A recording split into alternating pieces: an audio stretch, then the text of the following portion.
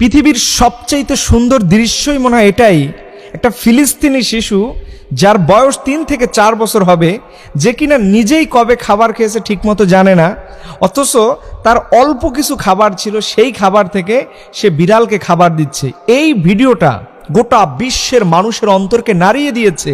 এই শিশুটার মা আসলে কত দামি একজন নারী ছিলেন, যিনি তার সন্তানকে ছোটবেলা থেকে শিখিয়েছেন, বাবা কোনো প্রাণীকে না খেয়ে রেখো না। এই মা ছোটবেলা থেকেই এই বাচ্চাকে হয়তো শিখিয়েছেন যে তোমার সামনে যেন পৃথিবীর কোনো প্রাণী না খেয়ে যেন না থাকে। সুবহানাল্লাহ। এটা কি বিশ্ব বিবেক?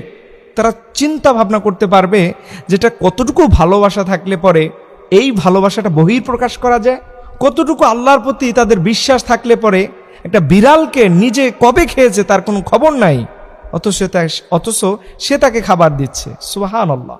এর জন্য প্রিয় ভাইদের কাছে অনুরোধ রাখবো, আগামী 12ই এপ্রিল যে প্রোগ্রামটা বাংলাদেশে হতে যাচ্ছে, এখানে আপনারা সবাই, বিশেষ করে আমি গত ভিডিওতে বলেছিলাম যে ঢাকার মানুষেরা আপনারা অবশ্যই এটাতে জয়েন করবেন, অবশ্যই জয়েন করবেন।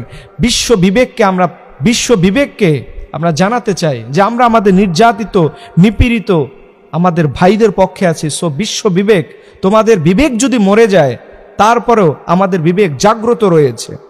এর জন্য আমাদের কিছু করণীয় আছে।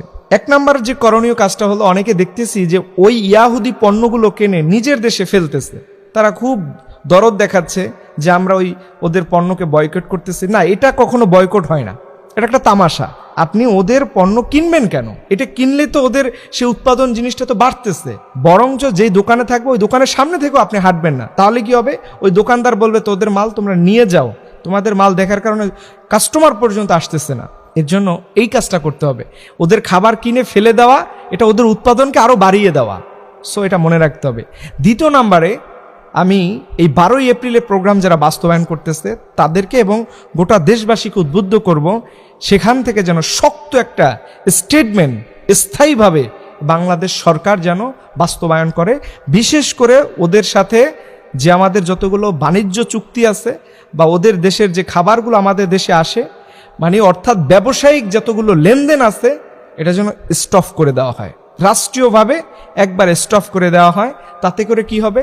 ওরা যে আমাদের দেশ থেকে হাজার হাজার কোটি টাকা লাভবান করে ওরা আমাদের মুসলিম ভাইদের বিরুদ্ধে যে ব্যবহার করতেছে, সেখান থেকে অন্তত বাংলাদেশ কিছুটা হলেও দায়মুক্ত থাকবে।